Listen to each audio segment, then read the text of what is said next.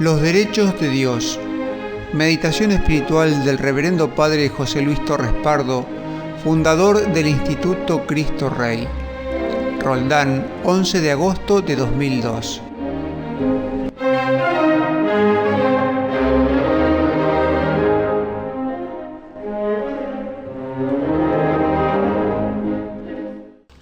Hoy vamos a hacer, amados hermanos, una hermosa meditación sobre un tema que es un tremendo misterio, del cual apenas se habla hoy, y por eso tan actual, y que seguramente sorprendería a muchos. Incluso pienso que alguno podría hasta escandalizarse de lo que vamos a decir. Biblia en mano, como siempre, y la doctrina de la Santa Iglesia en mano, y de los santos.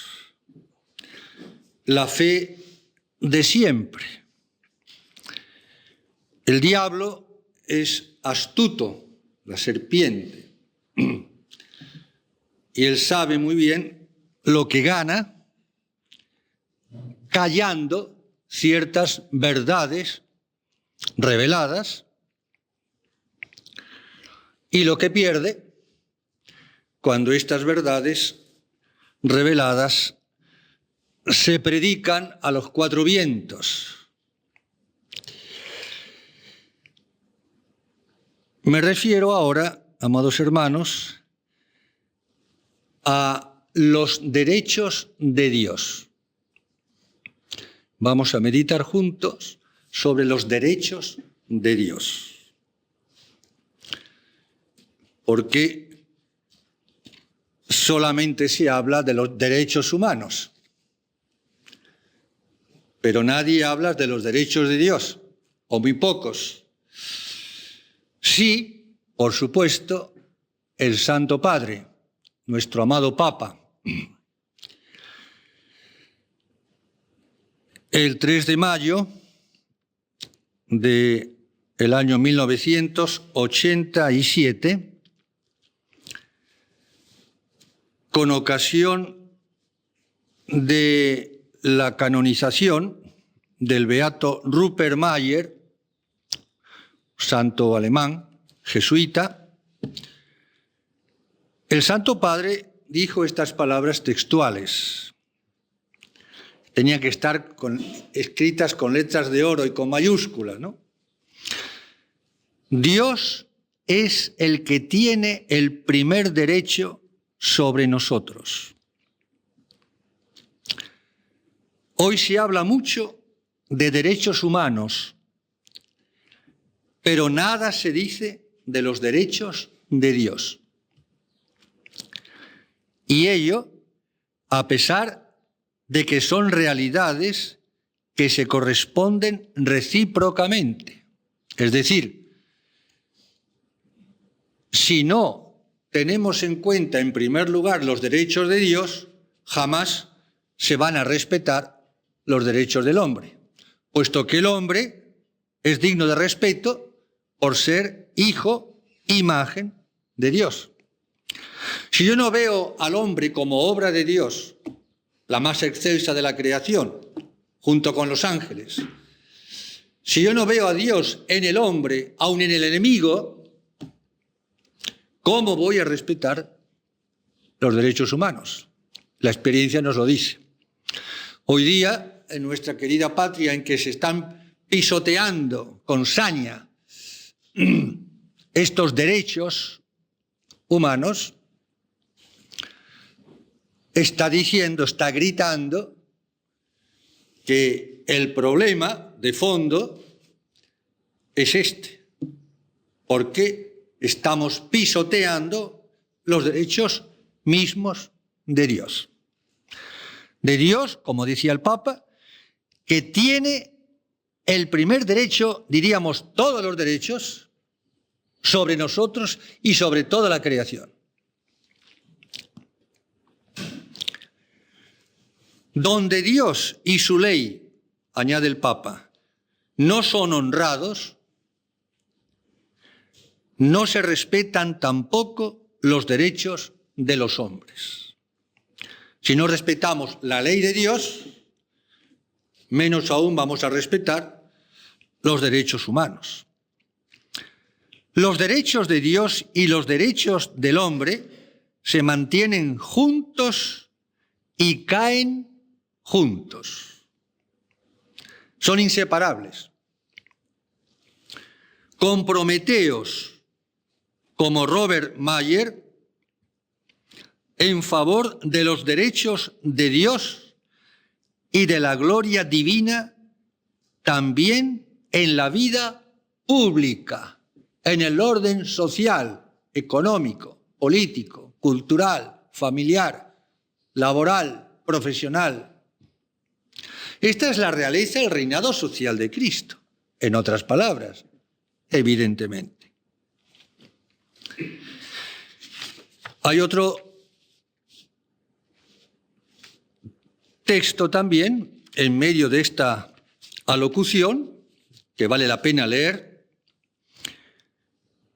¿Cómo quedarse callado, dice el Papa, ante el triste espectáculo de atropellos y crueldades inauditas que parecen arrasar a personas y poblaciones al borde del abismo? ¿Cómo es posible que nuestro siglo de la ciencia y de la técnica, capaz de penetrar los misterios del espacio, nos sintamos testigos impotentes de violaciones escalofriantes a la dignidad humana? ¿Acaso no depende del hecho de que la cultura contemporánea persigue en gran medida el espejismo, la utopía de un humanismo sin Dios? ¿O se enorgullece de afirmar los derechos del hombre, olvidándose, o peor aún, pisoteando a veces los derechos de Dios? Es hora de volver a Dios. Los hechos han demostrado la ceguera de todas las ideologías que han pretendido poner al hombre como alternativa a Dios, la criatura a su creador, y poniendo al hombre por encima de Dios y haciendo del hombre un Dios.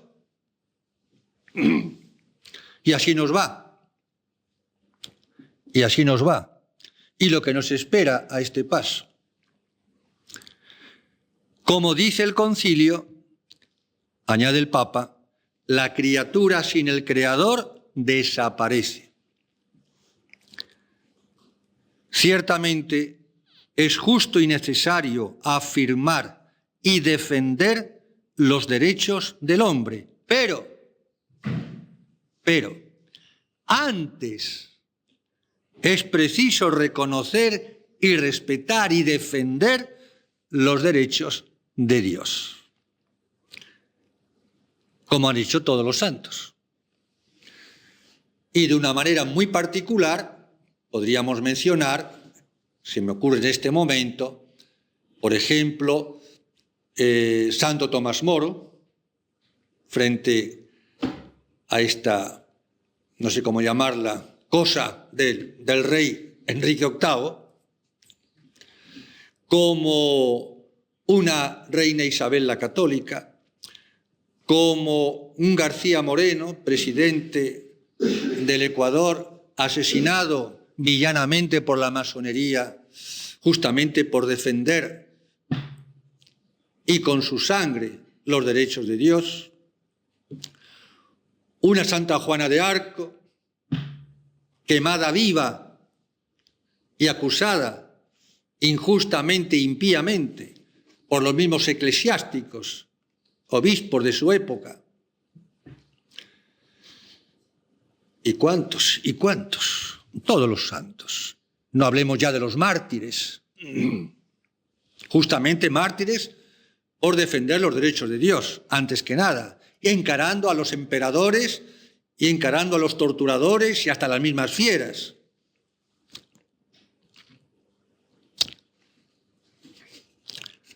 Descuidando los derechos de Dios, se corre el riesgo, ante todo, de anular, eliminar los derechos del hombre. Es necesario volver a Dios, reconocer y respetar, vuelve a insistir el Papa, los derechos de Dios.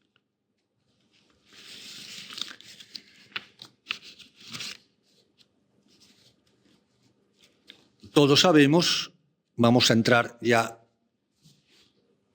en el fondo de la cuestión, todos sabemos, digo, lo que significa el derecho. El derecho. Es decir, lo que debe ser lógica, moral y jurídicamente hablando. El derecho que es como una propiedad de la misma dignidad de la persona, como persona, como imagen y como hijo de Dios.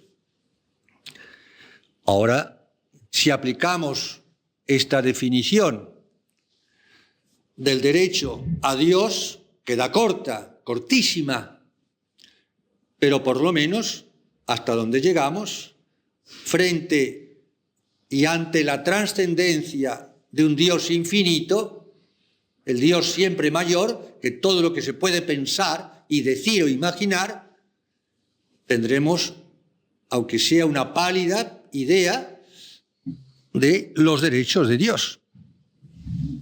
Claro. Esos derechos, que en realidad, digámoslo de una vez, es uno solo. Uno solo. El poder, y Dios es omnipotente, el todopoderoso, es el poder de poseer y de hacer y de exigir, inherente a la dignidad, en el caso de Dios, la majestad, la soberanía infinita, absoluta, el poder moral de hacer lo que quiera y de exigir lo que quiera, que en definitiva es exigirlo todo. Porque todo es suyo a partir del acto de la creación. Dios tiene todos los derechos sobre toda la criatura, a vida y por haber. Pero antes de continuar, amados hermanos, es importante, es necesario tener muy en cuenta lo siguiente, lo que se ha llamado en teología la trampa de la analogía. La trampa de la analogía. Quiere decir que cuando hablamos de Dios, lo hablamos conforme a nuestro modo de ser humano. Somos seres humanos. Y corremos el riesgo, podemos caer en la tentación, en la trampa, de creer que Dios es como nosotros, o por lo menos algo muy parecido a nosotros. Y esta es la trampa. Podemos creer, hablando, por ejemplo, de los derechos de Dios, que son iguales que los nuestros, aunque más grandes, como si fuese una cuestión meramente de grado o de cantidad, por así decirlo.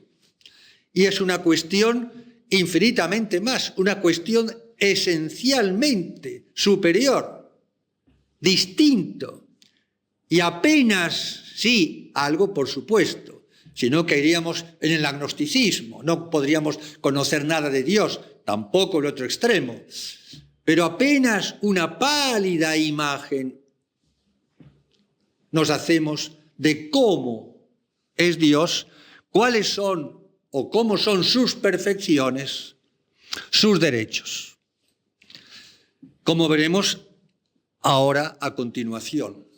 Cuando manejemos estos conceptos que son realidades y misterios en Dios, desde luego, como el concepto de justicia, como el concepto del juicio, como la ira o la venganza de Dios, como el concepto de castigo en Dios, que son verdades reveladas que están llenando las páginas de la Sagrada Escritura. Y que, como decía al principio, para el que no tiene mucha fe, y toda fe es poca en este tema, en este punto, en este misterio, nuestra razón parece como que se revela o que se ofusca o que critica o que murmura o que se horroriza o que se escandaliza.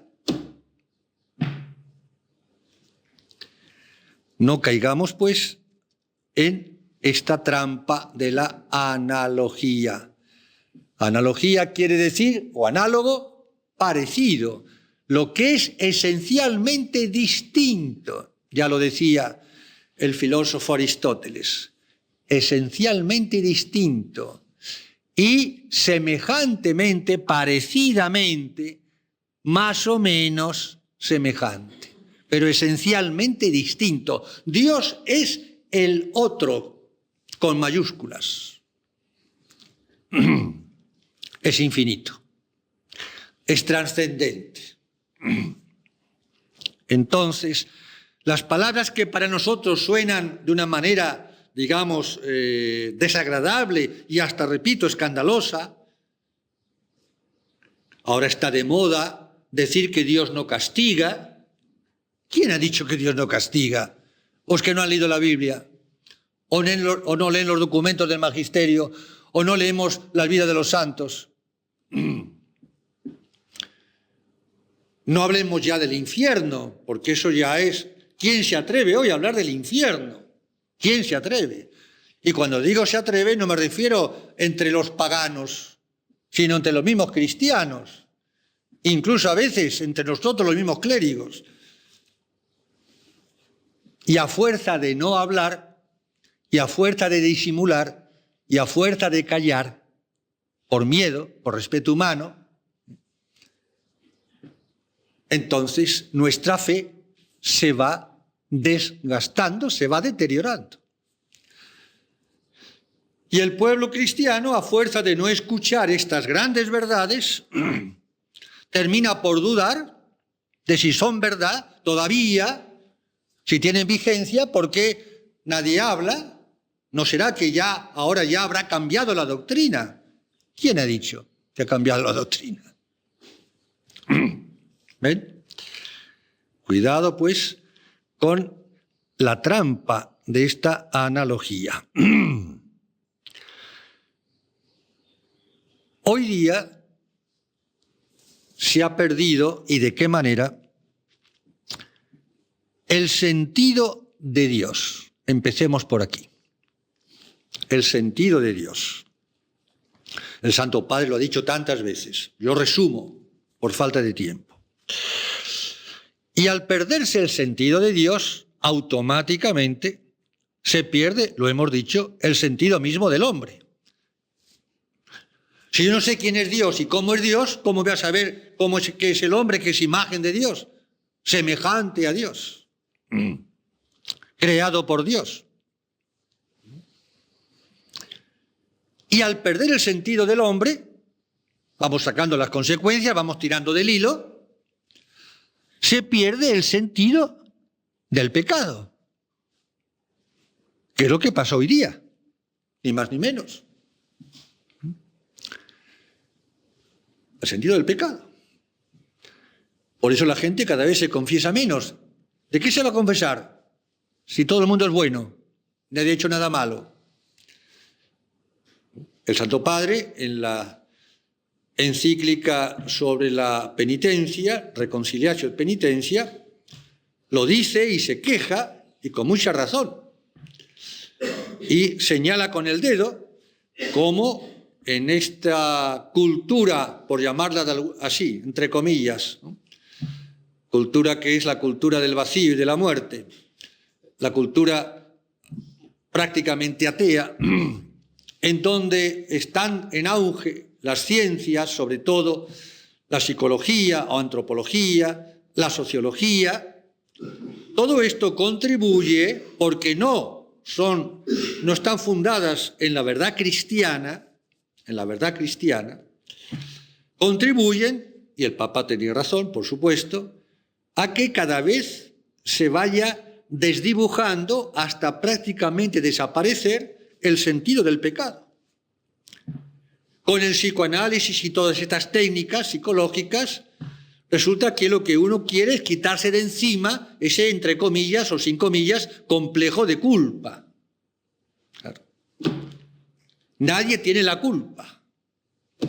O bien, la sociología moderna nos dirá que son ellos los que tienen la culpa, o en final son todos, es el ambiente, son los tiempos.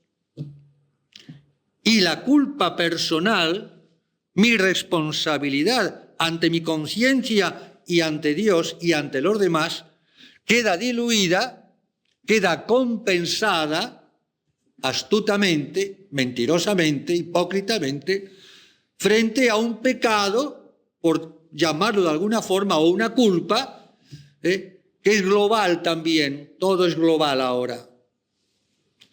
Son los tiempos, y uno se excusa de su propio pecado pensando, diciendo o escuchando, y hoy todo el mundo hace igual, hoy todo el mundo lo hace, por consiguiente debe ser bueno, ya no es malo porque todos lo hacen. ¿Entienden? ¿Quién mató a Fuenteovejuna? El pueblo respondió, todos a una. No fue nadie. No fue nadie. ¿Quién ha robado toda la plata del país? No se sabe. Todos a una. Nadie es culpable. Pero la plata ha desaparecido. Esto es gravísimo.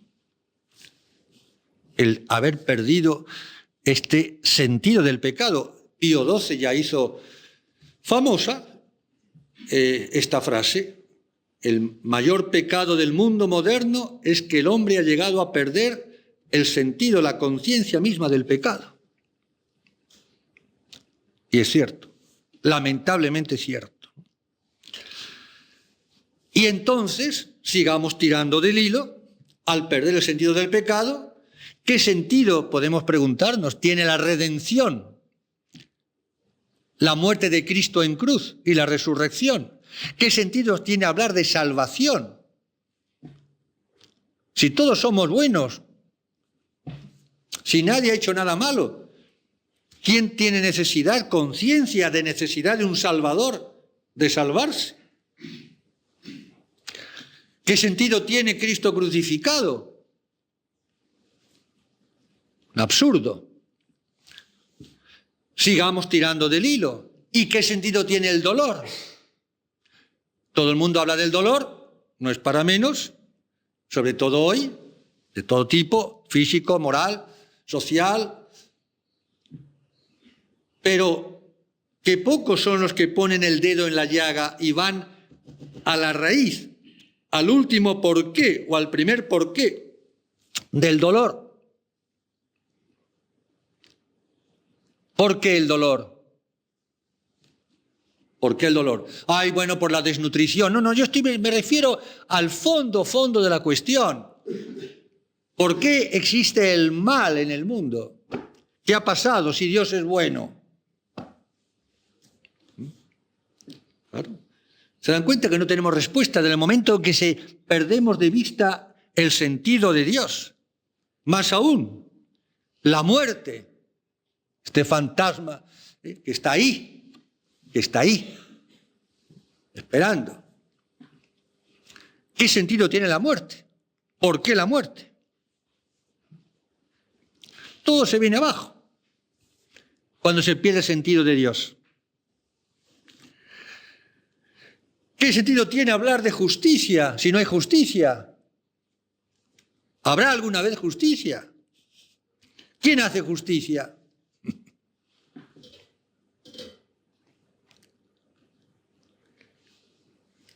¿Qué querrá decir en la Sagrada Escritura? La cólera de Dios. La cólera de Dios. Palabra, la cólera, la ira, el furor, el enojo. ¿Qué sentido tiene castigo? Que Dios castiga. ¿Y de qué manera? ¿Y de qué manera? ¿Cómo hablar de la intransigencia misma de Dios, que exige el pago de una deuda? Y aquí no estamos hablando ahora de esta deuda maldita, la deuda esta. Hay una deuda con Dios. Todo pecado, aun perdonado por su misericordia, deja un saldo, deja una deuda. Y una deuda que hay que pagar. Y una deuda que nadie podía pagar. Ningún hombre ni todos los santos y ángeles juntos. Era impagable. La deuda contraída por el pecado de Adán y Eva en el paraíso, que no solamente fueron un pecado meramente personal como los míos, sino un pecado original, origen de todos los males y miserias del mundo. Estamos envueltos en el misterio. Claro, de ahí la necesidad de afinar nuestra fe para tratar un poco de entender algo mejor. Es tremendo. Al no tener, amados hermanos, conciencia del pecado, de la malicia intrínseca, incluso del pecado más venial o más pequeño que podamos imaginar, aunque jurídicamente hablando lo sabemos por el catecismo, no perdamos la gracia santificante, no obstante, ese pecado venial encierra una malicia por parte del hombre, una gravedad infinita. ¿Cómo infinita? Porque es una ofensa a un Dios infinito. Y este es el problema, el misterio, de que no tenemos y nunca tendremos en esta vida una idea exacta, es imposible, de la majestad de Dios, de la, digamos la palabra, dignidad de Dios, de la santidad de Dios. Esta es la clave de la cuestión. En la medida en que Dios nos dé una luz, y tenemos que pedirla siempre, de su santidad, 3 veces santo, santo, santo, santo, entonces empezaremos tal vez a vislumbrar, a darnos cierta cuenta, se nos abrirán un poco al menos los ojos para comprender la reacción de Dios frente al hombre, la criatura, que le ofende y que se atreve a levantarle la mano mínimamente y poner la mano en el rostro del 3 veces santo. Eso provoca una reacción de Dios que es la causa de todos los males y miserias que estamos padeciendo, y padeciendo justísimamente, porque lo tenemos bien merecido. Y el que diga que es injusto Dios porque nos hace pagar a nosotros un pecado que no cometimos, lo cometió Adán y Eva, está demostrando que su fe es bien pequeña, si es que tiene fe. Y que la idea de Dios que tiene es tan pobre, tan pobre, tan pobre, que da lástima. Y escucharlo es tremendo. El tocar, ofender el rostro de Dios infinitamente santo es terrible, terrible.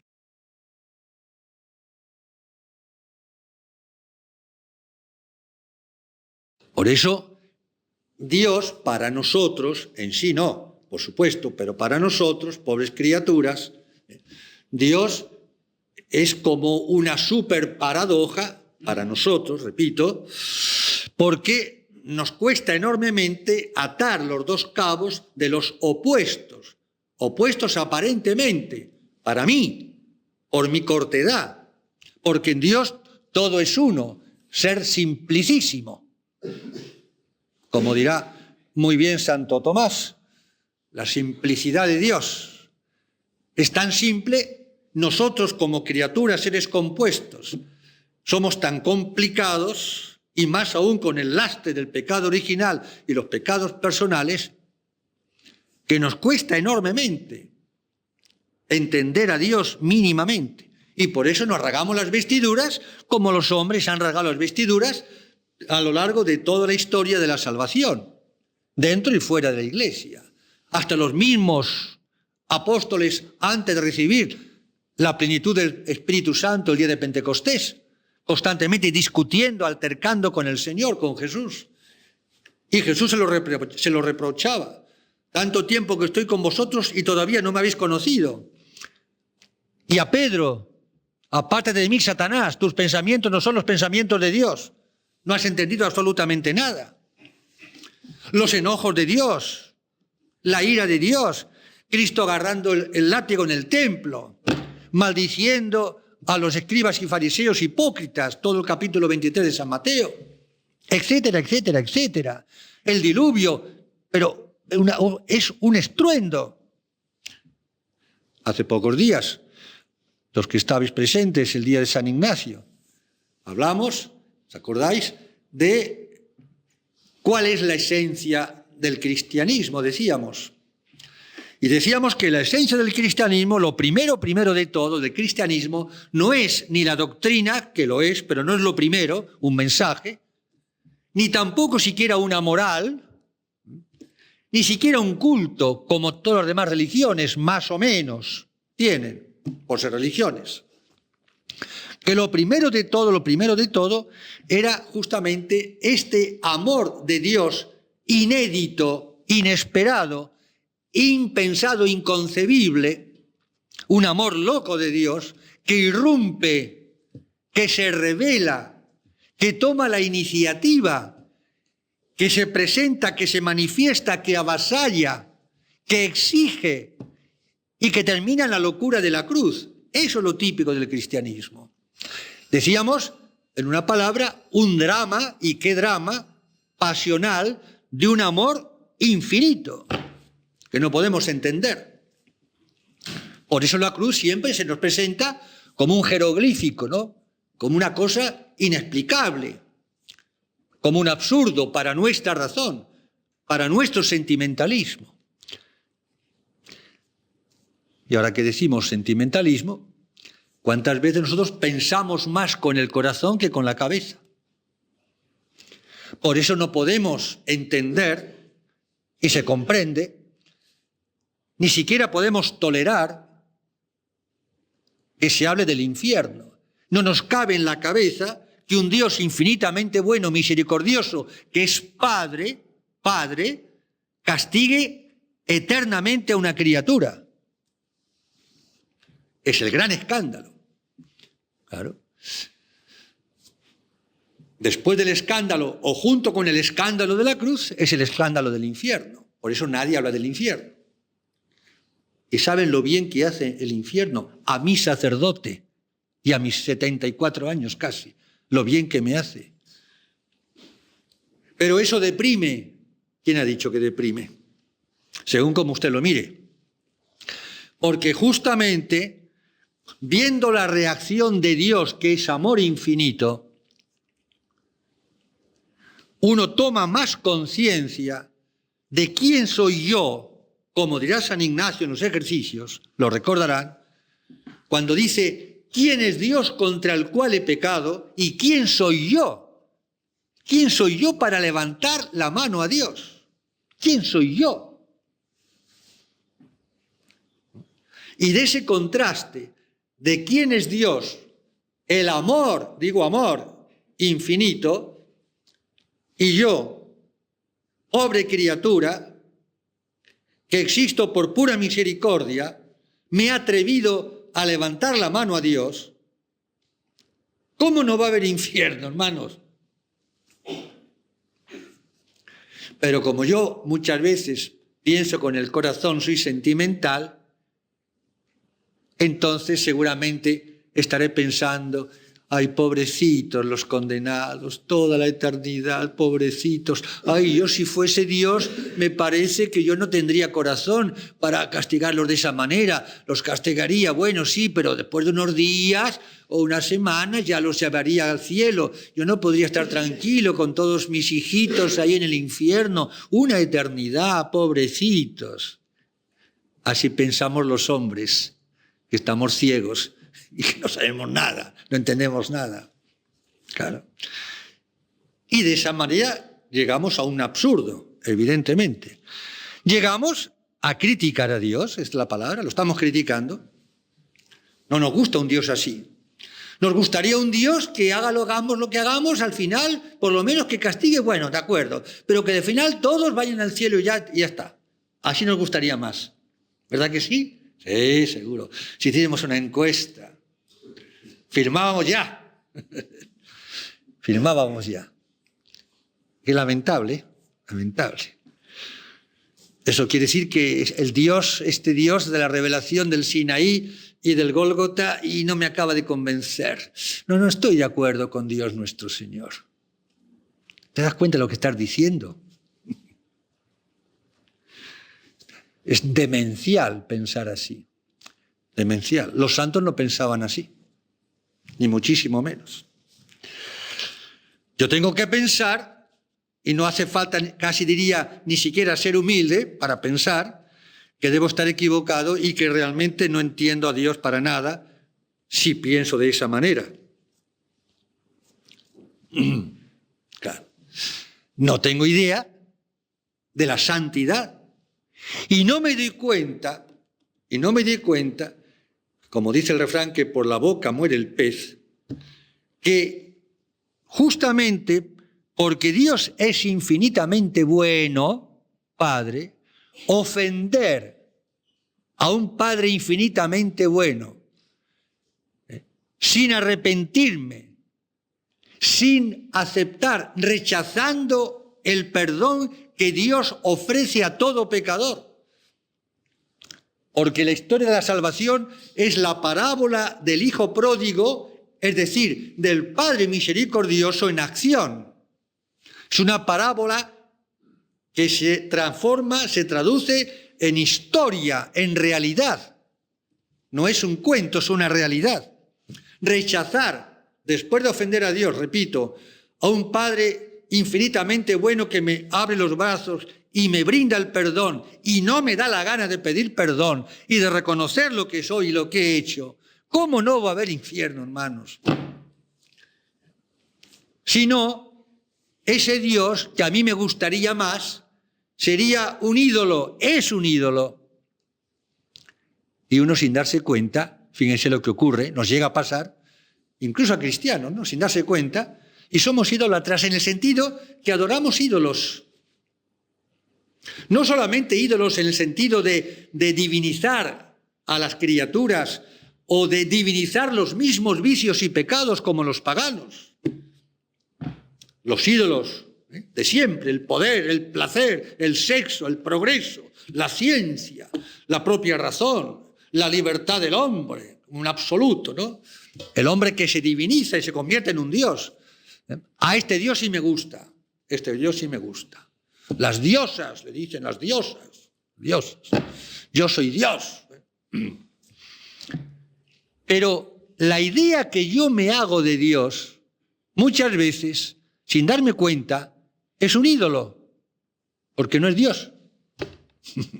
Dios no es como yo pienso, o como yo me imagino, o como a mí me gustaría que fuese, o como yo sería si yo fuese Dios. Eso es ridículo. Esos son ídolos, son muñecos. Dios, el Dios verdadero, no es así. Gracias a Dios, digamos ahora, que no es así, Dios mío. Gracias a Dios que no eres así. Y a pesar del castigo de Dios, de los derechos de Dios que Él exige que se cumplan, a los cuales Él no puede renunciar porque es infinitamente perfecto, santo, santo. Dios no puede renunciar a sus derechos. ¿Y el pecado? ¿Qué es el pecado, amados hermanos? Entre tantas definiciones que podríamos dar. El pecado, la ruptura de la alianza, el pecado, un acto de soberbia por parte del hombre, el pecado, la divinización del hombre, el pecado, el rechazo de la ley de Dios, el pecado, el desorden. Todo eso es verdad, pero en nuestro contexto, el pecado, todo pecado, ¿qué es? Es una violación de los derechos de Dios. Una violación de los derechos de Dios. Eso es el pecado. De ahí que Dios es tremendamente, debe ser, y es porque debe ser, por su perfección y porque es el amor infinito, es tremendamente exigente y tremendamente intransigente. Y a pesar de que la deuda con mayúscula, la deuda contraída por Adán y toda su descendencia, que somos nosotros, hasta el fin de los tiempos, esa deuda no la podía saldar, pagar nadie, ninguna criatura, nadie, porque tocar la santidad de Dios, como diría también Santo Tomás, reviste una gravedad cuasi como infinita. Solamente había una posibilidad, una alternativa, una cosa insólita, inaudita y aparentemente contradictoria o absurda, como queramos llamarlo. Y es que hubiese un hombre, porque para saldar la deuda, reparar, pagar la deuda contraída por un hombre, Adán, tenía que ser otro hombre. Adán mismo, por más penitencia que hizo o que hubiese podido hacer durante toda una eternidad, no le alcanzaba para pagar la deuda contraída por su pecado. ¿Se dan cuenta? Es mucho más fácil destruir que construir. Yo para destruir un edificio pongo una bomba y ya está, pero para construirlo yo solo no puedo. Es un ejemplo y me quedo corto, por supuesto. Quiero decir con esto que Adán no podía saldar la deuda, y ni todos los santos juntos, habidos y por haber, durante 2 eternidades. Solamente, repito, un solo caso que ahora se nos ocurre, porque a la luz de la divina revelación lo sabemos, pero si no, no se nos podía ni ocurrir, y si se nos hubiese ocurrido, se nos hubiese parecido un disparate, que un hombre fuese Dios, lo cual es un disparate. Un hombre Dios. Y los que pensaron o se enteraron por la revelación que Dios había hecho hombre, el caso de del pueblo judío, sin ir más lejos, lo sabemos, ahí está en la pasión, sobre todo, a Cristo lo mataron, lo trataron de loco, porque tú que eres un hombre te dices igual a Dios y te haces Dios, igual al Padre. Este hombre está loco, es un exaltado.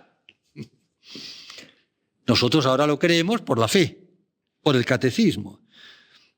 ¿A quién se le ocurre pensar que un hombre pueda ser Dios? O que un Dios se pueda hacer hombre. Eso es un escándalo, un disparate. Y ese escándalo, ese disparate, esa ocurrencia, como decimos, de un Dios amor infinito, es una realidad. Es la quinta esencia, digamos, del Evangelio. Y ahora que decimos esto, si todo pecado, por ser una ofensa o una violación de los derechos, de la dignidad, de la santidad infinita de Dios, merece su correspondiente castigo, ¿cuánto más después de la muerte de Cristo? ¿Me explico?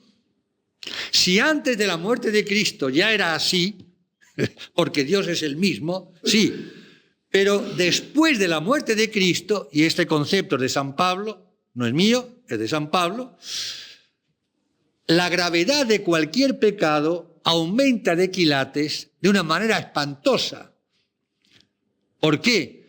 Porque ofender a un amor que se hace hombre, más concretamente, el Padre enviando al Hijo a impulso de su amor, que es el Espíritu Santo, en la encarnación y hasta la cruz, para salvarme del pecado, para pagar la deuda que todos hemos contraído en Adán, más nuestros propios pecados personales.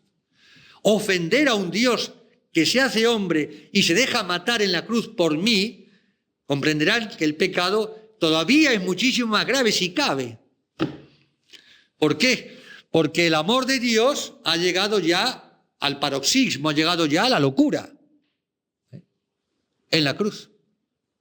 Y ahí está la gran paradoja para nosotros, y ahí está, digamos, la infinita sabiduría de Dios, que al mismo tiempo que Cristo, el Hijo de Dios, se hace hombre para, en primer lugar, fíjense bien, en primer lugar, dar gloria a su Padre, la mayor gloria, que es infinita y que solo un hombre Dios o un Dios hombre podía darle.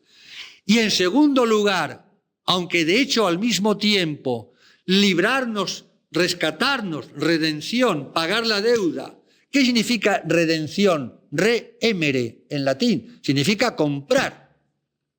El rescate del que habla también San Pablo. Cristo vino a rescatarnos, es decir, a liberarnos de la esclavitud del pecado, de la esclavitud del diablo. Pero en la intención, observen esto, en el corazón de Cristo, lo primero de todos cuando se hace hombre y muere en la cruz es dar la mayor gloria a su Padre, esa gloria que el género humano a partir de Adán no le dio al pecar. Devolver, desagraviar, vengar la malicia del pecado, restituyendo al Padre, alabando al Padre y devolviéndole, entre comillas, la gloria que el pecador no le dio, debiendo dársela. En definitiva, la redención, ¿en qué consiste? Es Dios glorificándose Él a sí mismo. Y esto a nuestros oídos democráticos, liberales y tontos, por no decir estúpidos, y pido perdón porque yo soy el primer estúpido, ¿verdad? Si pienso así, esto nos choca. Como que Dios busca su propia gloria, pero por supuesto. Et gloriam meam alteri non dabo. Yo no daré a otro mi gloria. No puede dar Dios a otro su gloria, porque para dar a Dios a otro su gloria, ese otro tenía que ser Dios. Y dos dioses es un absurdo, es una contradicción. En nosotros está el pecado de la vanagloria. Claro, vana, porque no somos Dios. Pero en Dios no puede haber vana gloria, sino santa, santísima gloria. Por eso digo que Cristo lo que tenía él clavado en su corazón eran los derechos de su Padre. No tengo tiempo de leer porque es imposible. Por ejemplo, recuerden en el templo de Jerusalén, cuando purifica el templo a latigazos. ¿Qué dice San Juan en el Evangelio como comentario? Los discípulos después se acordaron de aquella palabra de la Escritura: el celo de tu casa me consume. Cristo estaba consumido, ardiendo del celo por la gloria de su Padre, por restituir a Dios la gloria que el hombre no le dio al pecar. Claro. Fíjense que cuando comienza la pasión, capítulo 17 de San Juan, concretamente, Jesús dice estas palabras textuales: Padre, glorifica a tu Hijo, para que tu Hijo te glorifique a ti. Esta palabra, amados hermanos, es el resumen de todo el Evangelio y de toda la historia de la salvación. Es de nuestra propia historia, por ende. Padre, glorifica a tu Hijo, glorifícame ahora en la cruz, y en la resurrección para que tu Hijo te glorifique. ¿Y cómo el Hijo lo glorifica al Padre? Muriendo por su gloria en la cruz y al mismo tiempo rescatándonos. Las dos cosas van juntas, sí, pero en la intención, Dios en primer lugar, siempre en primer lugar. Faltaba más. Fíjense que estamos siempre dentro de este gran, imponente, fantástico drama pasional que lleva a Cristo a la locura de la cruz. ¿Por qué? Cuando decimos drama pasional estamos pensando en el amor a los hombres, por supuesto, pero antes, el amor a su Padre. Las dos cosas van juntas, ya lo sé, no se pueden separar, de acuerdo, pero intencionalmente la pasión de amor de Cristo, hombre Dios, era para su Padre, necesariamente, si no sería un desorden. Si Cristo supuestamente hubiese pretendido poner en primer lugar nuestra salvación antes que la gloria a su Padre, hubiese sido un pecado horrible, impensable, absurdo, contradictorio. ¿Entienden? Pero Dios, que es un artista, tiene una sabiduría infinita, ha sabido matar dos pájaros de un tiro, como se dice, y a obtener el doble fin haciendo una sola cosa, muriendo en la cruz, dando al Padre toda la gloria que merece, que es infinita y que solo Él podía darle, pagando la deuda y al mismo tiempo salvándonos y dándonos una prueba de amor tremenda. En la cruz se dan la mano, se identifican, se confunden la misericordia de Dios y su justicia. Gracias a su misericordia somos salvados en justicia. Y no hay nada más justo que su misericordia. Pero atención, también al revés, no hay nada más misericordioso que su justicia. Y Santo Tomás, el gran doctor de doctores de la Iglesia, se atreve a decir, y tiene toda la razón del mundo, que Dios con los mismos condenados manifiesta su misericordia. Ojo, la justicia es evidente. Su misericordia, ¿cómo es posible? Porque no los castiga todo lo que ellos merecían ser castigados. ¿Qué les parece? ¿Qué les parece? No tenemos idea de quién es Dios. Y por eso Dios, en su misericordia, nos perdona tan fácilmente. ¿Por qué? Porque Él sabe que somos tan cortos, que le debemos dar pena y lástima y al final, por un poco de amor que le demos y que Él mendiga y nos salva. Bueno, pero las cosas son como son. Las cosas son como son. Dios tiene sus derechos. ¿Y cuáles son los títulos de estos derechos de Dios? Lo sabemos. Por ser creador, tiene todos los derechos. Si no me hubiese dado la existencia, no existiríamos. De modo que por el hecho de crearnos, ya tiene todos los derechos sobre mí. Todos, absolutamente todos. Por ser el creador. Por ser el redentor a través de la cruz. Ya lo hemos dicho. Más todavía, otro título. Por ser el rey, el soberano. Todo el mundo es suyo, todopoderoso.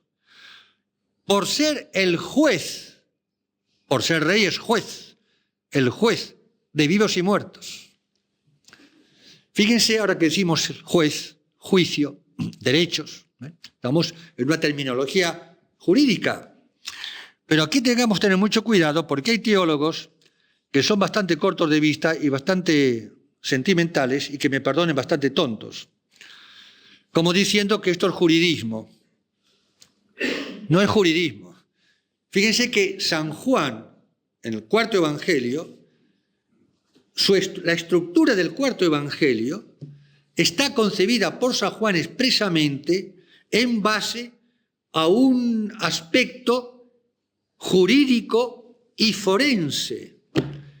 La realeza de Cristo que culmina el Viernes Santo frente a Pilatos, de tal manera que ciertos exegetas modernos, incluso ya ciertas Biblias, ya han aceptado como demostrado exegéticamente, y lo hemos dicho más de una vez, que esa expresión de San Juan el Viernes Santo, cuando Pilato muestra a Cristo ante el pueblo, y dice la Biblia, que Pilato se sentó pro tribunali, se sentó en el tribunal, un término jurídico, donde se sienta el juez para juzgar.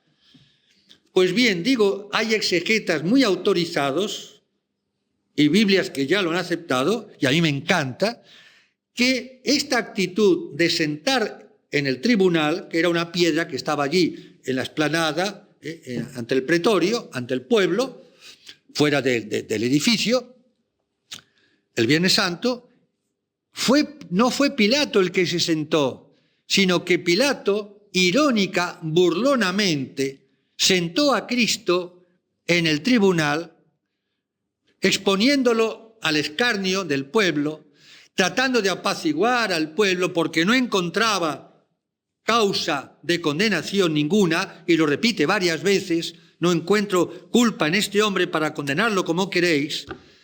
Y Pilato, seguramente, o por ironía era un pagano, de hecho fue el que hizo sentar a Cristo en el tribunal. Y aquí está esa llamada ironía del cuarto evangelio, que es típico del estilo de San Juan.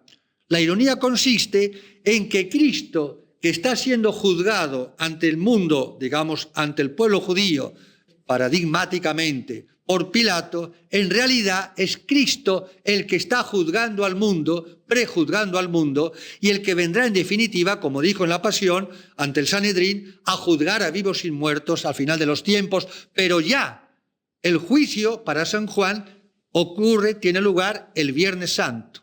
Es decir, los que acepten a Cristo como Rey se salvarán y ya no tendrán juicio al final de los tiempos. San Juan lo dice, el juicio al final de los tiempos será solamente para los malos, para los que se van a condenar, no para los buenos. Y así como para Mateo, Marcos y Lucas, los sinópticos, ellos hablan del juicio final al fin de los tiempos, en San Juan el juicio ya se dio el Viernes Santo.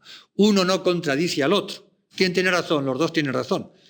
Lo que quiero decir y subrayar es que para San Juan el juicio está ya hecho en el momento de si acepto a Cristo Rey o lo rechazo. Y repito, Juan dice, seguramente, según el texto original, que Pilato hizo sentar a Cristo como juez en el tribunal para juzgar al pueblo. Él que es juzgado. ¿Ven? Eso quiere decir entonces que de la misma manera que dice también San Juan en el cuarto evangelio, hacia el final, que el Espíritu Santo acusará. El Espíritu Santo es el defensor, el abogado defensor, el paráclito, más que consolador, textualmente, originalmente, significa defensor, el abogado defensor, que el Cristo promete a su iglesia después de la ascensión. El abogado defensor es el que defiende a los cristianos, a los hijos de Dios, contra las acusaciones del diablo, del mundo. Y por consiguiente, dice San Juan, el Espíritu Santo, o mejor dicho, Cristo por San Juan, el Espíritu Santo arguirá, acusará al mundo de un pecado, de una justicia y de un juicio. Porque el príncipe de este mundo, Satanás, ya está juzgado, ya está derrotado. De modo que todo el tiempo de la Iglesia, desde la ascensión hasta el juicio final, no es más que una lucha entre el bien y el mal, como sabemos, las dos banderas de San Ignacio. El diablo, que es el acusador, como dirá también San Juan en el Apocalipsis, capítulo 12, el que acusa a los buenos, pero tenemos un defensor, un abogado, infalible, todopoderoso, que es el mismo Espíritu Santo, que viene a defendernos, pero antes viene a defender al mismo Cristo. Viene a publicar a los cuatro vientos que Cristo es inocente y que va a la cruz por la gloria de su Padre y para salvarnos a todos, por un acto de una misericordia infinita, apabullante. El Espíritu Santo defiende a Cristo ante el mundo como abogado defensor y al mismo tiempo nos defiende a todos que con Cristo cabeza formamos el cuerpo místico, la Iglesia, un todo inseparable. Fíjense qué cosa tan fantástica y qué drama pasional, que felizmente termina con la resurrección y la gloria, para los que han respetado o han pagado la deuda contraída por el pecado, la violación, hemos dicho, de los derechos de Dios. Pero hay que añadir una cosa muy importante, porque aunque es verdad que solamente Cristo podía pagar y pagó esa deuda como infinita al Padre, sin embargo, Dios, perdonándonos nuestros pecados, todos, sin embargo, nos está exigiendo, lo que Dios nos perdona es una cuota. Le llamo la cuota. La cuota, en este lenguaje de deuda, de precio, de rescate, de saldo, como queramos llamarlo, en justicia, esa cuota es la cruz de cada día. Claro. Dios me perdona el pecado, pero no me perdona la cruz. Y esto es justo que así sea. Dios quiere que yo ponga también mi pequeña cuota, mi cruz de cada día, todas las penas de mi vida, junto con la deuda que paga Cristo en mi nombre y en nombre de todos, para salvarme. Es lo que también se llama, en teología, la redención subjetiva, es decir, la aplicación a cada uno de nosotros, mediante la gracia santificante, la aplicación de la redención con mayúscula objetiva, objetivamente hablando, que solamente la podía realizar y la realizó Jesucristo, el Hijo de Dios hecho hombre. Yo, para salvarme, no puedo contentarme diciendo, como los protestantes, Cristo ya pagó la deuda por todos, hagamos lo que hagamos, nos vamos a salvar de todas maneras. Eso no es así. No es así. Afortunadamente no es así. De Dios, dice San Pablo, no se ríe nadie. Deus non irridetur. Tenemos que pagar nuestra pequeña cuota, que es la cruz de cada día. De todos estos títulos de los derechos de Dios, todos estos, digamos, mejor, se reducen, se resumen, se sintetizan en uno solo. Ya está dicho, Padre. Padre. Y fíjense cómo en el Te Deum, por ejemplo, la liturgia, la Iglesia, dirigiéndose a Dios Padre, le llama, y cantamos en el Te Deum, Patrem immense majestatis. Un Padre, sí, pero de una inmensa, infinita majestad. Majestad, grandeza, excelencia, infinita. ¿Ven? Por eso en Dios, hemos dicho, la misericordia y la justicia se dan la mano y son una misma cosa. Nada más justo de que Dios premie a los buenos y castigue a los malos. Premiar a los malos sería injusto. Dios no lo puede hacer. Pero gracias a su misericordia, Dios perdona en justicia, gracias a su divino Hijo en la cruz, mis pecados, con mi pequeña cuota, por supuesto. Dios hace todo maravillosamente bien, porque Dios, nuestro Dios, es maravilloso, es una maravilla. Y uno cuanto más se zambulle en la palabra de Dios, en la revelación, realmente es una cosa fantástico. Es un disfrute tremendo, ¿no? Qué grande Dios. Y cómo Dios es digno de alabanza, amados hermanos, en todo lo que hace. En todo lo que hace. Dios es tan amoroso y tan bueno y tan misericordioso y tan padre y tan justo y tan dulce. Lo mismo cuando acaricia a los niños o cuando da de comer a los hambrientos en el desierto, multiplicando los panes, que cuando agarra el látigo en el templo. Es el mismo Dios, no son dos dioses. Hace siglos había esa teoría, ¿no?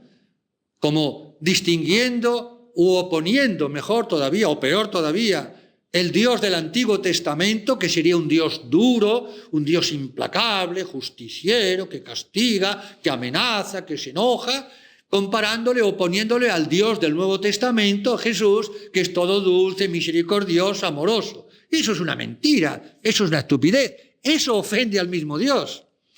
Dios no hay más que uno. Dios es tan padre enojándose o castigando como premiando o acariciando. Entendamos esto una vez por todas, amados hermanos. Claro, claro. Las mismas manos que multiplican los panes son las mismas que agarran el látigo. Y en definitiva, ¿por qué agarra el látigo? ¿Y por qué multiplica los panes? Porque Dios es infinitamente bueno y es el amor. Dios es amor, dijo San Juan. Por eso tiene todos los derechos. Derecho a ser amado sobre todas las cosas. Sobre todas las cosas. Faltaba más. Derecho a ser respetado. Derecho a ser honrado y glorificado. El sentido del honor y de la gloria. Como decimos en la Santa Misa, omnis honor et gloria. Todo honor y toda gloria. El honor, que es el respeto, el reconocimiento de la dignidad que es honrada. En este caso, el honor a Dios que Dios merece es infinito. Y su gloria, que es la manifestación de ese honor, de ese reconocimiento interno. Claro. Dios tiene derecho a ser glorificado en todo, hasta por los mismos condenados del infierno, a pesar suyo, reconociendo que están en el infierno justamente por su culpa, porque han ofendido al Dios que es amor, al Padre misericordioso. Dios tiene que sacar honor y gloria de todo y de todos, tarde o temprano. Y el que no le da todo honor y toda gloria en esta vida por las buenas, por amor, como Él quiere, se lo tendrá que dar por las malas en el infierno. Es lógico, es lógico. Dice el Evangelio, hablando de Cristo, omnia bene fecit. Todas las cosas las hizo bien. Dios hace bien todo. Hasta el infierno fue fantástico, porque es lo que el hombre merece y donde Dios manifiesta su infinita misericordia y su infinito amor. Cuando yo entienda esto, ya está. Ahora, en esta vida, siempre en el claro oscuro de la fe, ya lo sabemos. En la otra vida lo entenderemos y lo veremos con una evidencia que diremos, pero qué tonto, no me había dado cuenta de esto. Porque pensamos más con el corazón que con la cabeza, lógicamente. No entendemos. Dios tiene todos los derechos a hacer lo que Él quiere, por supuesto, y no dar explicaciones si no quiere, por supuesto. Claro. Sin dar explicaciones. Dios es Dios. Dios tiene todos los derechos de probarnos, de probarme en la fe. Y como Dios probó a su pueblo a lo largo del Antiguo Testamento y como prueba a su iglesia y a sus santos. ¿Por qué Dios a los santos los trata tan duramente? ¿Nunca se han fijado de esto? Díganme la vida de un solo santo, una sola santa, canonizados, en que no haya sufrido horrores de una manera o de otra, tarde o temprano. No van a encontrar un ejemplo. Terrible. Y santos que a veces eran realmente ángeles, incluso santos que nunca ofendieron a Dios gravemente. ¿Y cómo los trató y cómo los hizo sufrir? ¿Cómo lo entendemos esto? Claro. Tiene todos sus derechos. Hay un momento, claro, una situación, llamemos límite en nosotros, ni teólogo ni nada, en donde ya tenemos que agachar la cabeza porque nos sobrepasa, nos trasciende, y ahí entonces es cuando tenemos que hacer como Cristo, su divino Hijo en la cruz: Padre, en tus manos encomiendo mi espíritu. Abandonarnos en las manos de Dios sin pensar más y sin discutir más y sin criticar más y sin murmurar más y sin rasgarnos las vestiduras ni escandalizarnos de nada. Dando la razón a Dios a priori. Y si no lo entiendo, mejor. Mayor gloria para Él. Te doy. No lo puedo entender. Y Dios no se deja atrapar en criterios humanos, ni en conceptos, ni siquiera en la teología. No se deja atrapar. No puede dejarse atrapar. No puede, porque es Dios. Faltaba más. Por eso llega una situación límite en donde el teólogo tiene que agachar la cabeza y dejar el libro, dejar la pluma, el papel, porque no entiende, no lo puede entender. Ahí está bien, ahí está bien. Ahí vamos bien. Por eso decía el Señor que tenemos que hacernos como niños, como niños. Y aun los más grandes teólogos se han reconocido, se han sido santos, como un Santo Tomás y otros grandes doctores de la Iglesia, que en definitiva, delante de Dios, eran como niños, como bebés. ¿Por qué? Porque delante del infinito, ¿qué más voy a poder decir? Un balbuceo, pero un balbuceo suficiente para alimentar, reforzar nuestra fe y salvarnos. Y para predicarlo a los cuatro vientos, sin complejos ni respetos humanos. Y Dios tiene, por consiguiente, todos los derechos de lo mismo de perdonar que de castigar. Y Él pone las condiciones y Él pone, faltaba más, las reglas de juego. Las reglas de juego. Bien, y ya termino, amados hermanos, porque ya es la hora. Quiero leerles, no obstante, unas palabras del profeta Malaquías, que se refieren a los sacerdotes, a nosotros, y nos da bastante fuerte. Digamos, Dios, a través del profeta, en los 3 primeros capítulos. Oráculo de Yahvé. Dice Yahvé, os he amado, pero vosotros decís, ¿y en qué se nota que nos ha amado? Dice Yahvé, el hijo honra a su padre, el siervo honra a su señor. Pues si yo soy padre, dice Dios, si yo soy padre, y más padre que nadie, Padre nuestro, ¿dónde está mi honor? El pecado es pisotear, el honor es deshonrar la majestad de Dios. Si yo soy padre, ¿dónde está mi honor? Si yo soy el Señor, ¿dónde está el temor que me corresponde que me tengáis? ¿Eh? El amor y el temor. Amor porque es Padre, el temor porque es el Señor, la majestad infinita, Padre de inmensa, de tremenda majestad. Las dos cosas. Porque Dios es Padre, confianza ciega, como un hijo en los brazos de su madre, pero al mismo tiempo porque Dios es el Señor, entonces un santo temor reverencial, no a, sino de Dios, de ofenderlo. Pues grande es mi nombre entre las naciones, dice Yahvé de los ejércitos. Grande es mi nombre. Porque yo soy un rey grande, dice Yahvé de los ejércitos, y temible es mi nombre entre las naciones. En esta sociedad democrática que nos toca vivir, en donde todos son iguales, aunque dicen que algunos son mucho más iguales que otros. Entonces, claro, esta democracia liberal, maldita por ser liberal, no por ser democracia, maldita, ha nivelado tanto el igualitarismo, la igualdad, que el hombre, sin darse cuenta o dándose cuenta, se ha creído igual a Dios o encima de Dios. Y eso no puede ser. Dios no lo puede permitir. Faltaba más. Por eso tiene que haber un juicio final, para que Dios ponga las cosas en su lugar. Claro está. Claro. Todos iguales. Momentito. Y por eso ahora ya no solamente se ha perdido el amor a Dios sobre todas las cosas, lamentablemente, sino ni siquiera el temor de Dios, ni el temor de Dios, para nada, para nada. El mundo moderno, la sociedad moderna vive como si Dios no existiese porque Dios no lo necesita para nada. Con la ciencia, la técnica, el progreso y ya está. Y eso no puede quedar así, amados hermanos. ¿Puede acaso el hombre engañar a Dios? Pues vosotros me estáis engañando. Caiga sobre vosotros la maldición por quien me habéis engañado. La nación entera me ha engañado. Tremendo, ¿eh? Tremendo.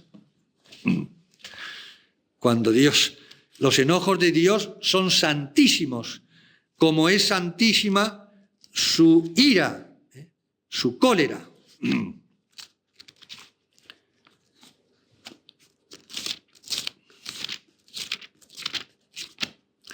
Termino ya enseguida, amados hermanos.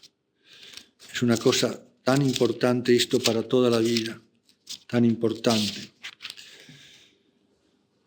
Y ahora a vosotros, sacerdotes, esta orden: si no escucháis ni tomáis a pecho dar gloria a mi nombre, dice Yahvé, yo lanzaré sobre vosotros, los sacerdotes, la maldición y maldeciré vuestra bendición.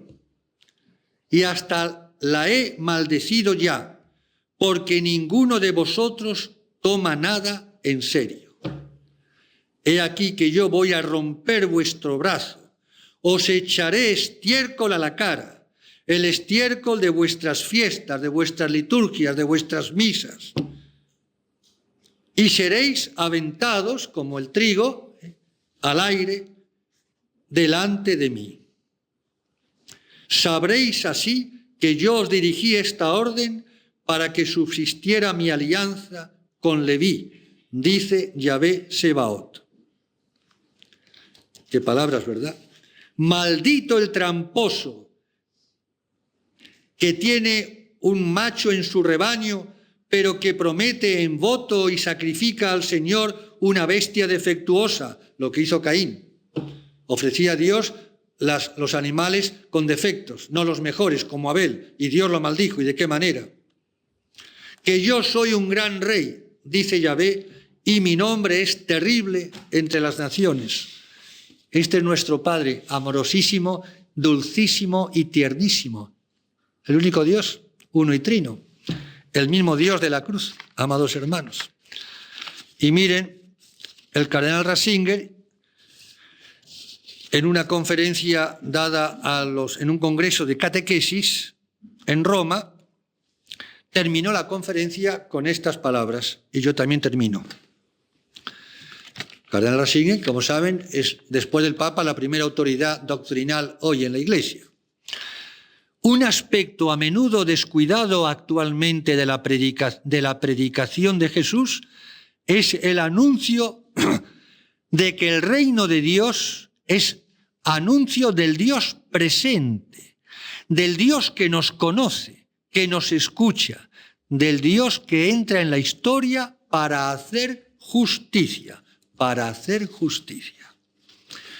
Por eso esta predicación es anuncio del juicio, el juicio final, anuncio de nuestra responsabilidad. El hombre no puede hacer o dejar de hacer lo que le da la gana, lo que le apetezca.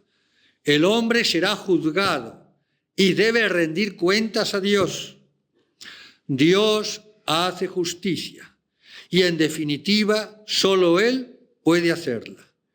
Nosotros lograremos hacer justicia en la medida en que seamos capaces de vivir en presencia de Dios y de comunicar al mundo la verdad del juicio.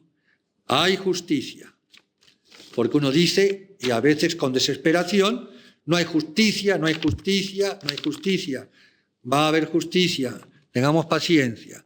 Los jueces impíos, estos jueces impíos y los dirigentes de los pueblos, que han llevado a los pueblos a la miseria, serán juzgados. Tendrán que dar cuenta a Dios absolutamente de todo. El día del juicio final se va a saber todo, el que robó y el que robó más y el que robó menos, hasta el último centavo, dice la Escritura. Y todo será público en el juicio final. Todos sabremos quién es quién. Hay que tener un poco de paciencia. Ya va a llegar. Por eso los santos amaban tanto y predicaban con entusiasmo el juicio final. ¿Quién habla hoy del juicio final? Fuera de la Iglesia, del Papa. Las injusticias del mundo no son la última palabra de la historia. La bondad de Dios es infinita, sí, pero no la debemos reducir a un empalago sentimental, a un empalago sin una verdad. La justicia es la rectitud en el obrar conforme a la verdad. Y Cristo es la verdad y nada más que Él es la verdad. Y el que no está en Cristo está en la mentira y será juzgado de su mentira. Solo creyendo en el justo juicio de Dios, solo teniendo hambre y sed de justicia, una de las bienaventuranzas, abrimos nuestro corazón, nuestra vida a la misericordia divina. Porque en definitiva, amadísimos hermanos, Dios castiga porque está deseando perdonarnos. Y Dios hace justicia porque no puede soportar, entre comillas, tanta misericordia. Y por eso, en definitiva, los derechos de Dios son los derechos del amor infinito de Dios. Que así sea.